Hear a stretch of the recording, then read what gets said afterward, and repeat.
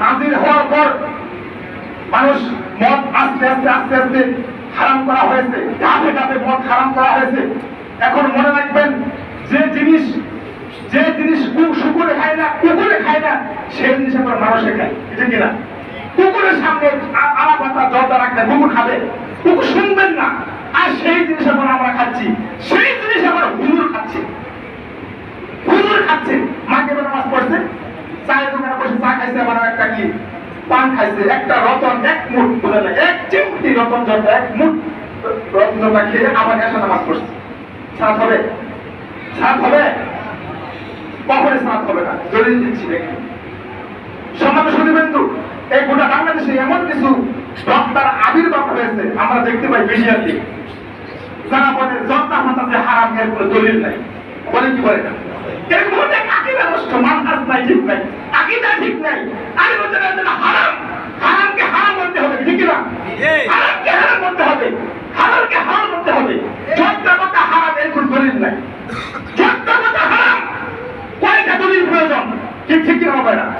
কয়টা দলিল প্রয়োজন? ইনশাআল্লাহ আপনাকে দলিল দিয়ে দাফন করে দিব, ঠিক কিনা হবে না?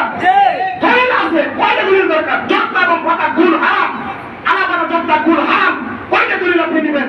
দেখেন কুরআন কারীমের 2 নম্বর সূরা সূরা বাকারা 219 নম্বর আয়াত, কুরআন কারীমের 4 নম্বর সূরা সূরা নিসা 43 নম্বর আয়াত, কুরআন কারীমের 5 নম্বর সূরা সূরা মাইদা 90 নম্বর 91 নম্বর আয়াত, সহিহ ইবনে মাজাহ, সহিহ ইবনে মাজাহ হাদিস নম্বর 3388, সহিহ ইবনে মাজাহ হাদিস নম্বর 3790, সহিহ ইবনে মাজাহ হাদিস নম্বর 3793, সহিহ ইবনে মাজাহ হাদিস নম্বর 3775, সহিহ ইবনে মাজাহ হাদিস নম্বর 3776, সহিহ মুসলিম হাদিস নম্বর 700 দ্বিতীয় খণ্ডে, সহিহ মুসলিম দ্বিতীয় খণ্ডের 167 পৃষ্ঠায় হাদিসগুলি আসছে।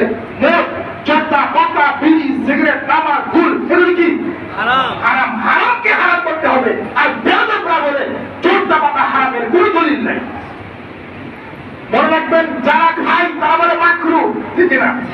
আলেমদের মধ্যে অনেক আবার বেজার আছে, তারা বলে কি মাকরু, মকরু। এটা আরে হারামকে হারাম বলবেন, হারামকে হারাম বলতে হবে। দেখেন, আব্দুল্লাহ ইবনে উমর রাদিয়াল্লাহু আনহু বলেন, রাসূল সাল্লাল্লাহু আলাইহি ওয়াসাল্লাম বলেছেন, কুল্লু মুসলিম খামরুন ওয়া কুল্লু মুসলিম হারামুন ওয়া মান মাতা ওয়া ইয়াশরাবুল খামরা ইয়াতমান হুয়া শাররু ফিল আখিরাহ।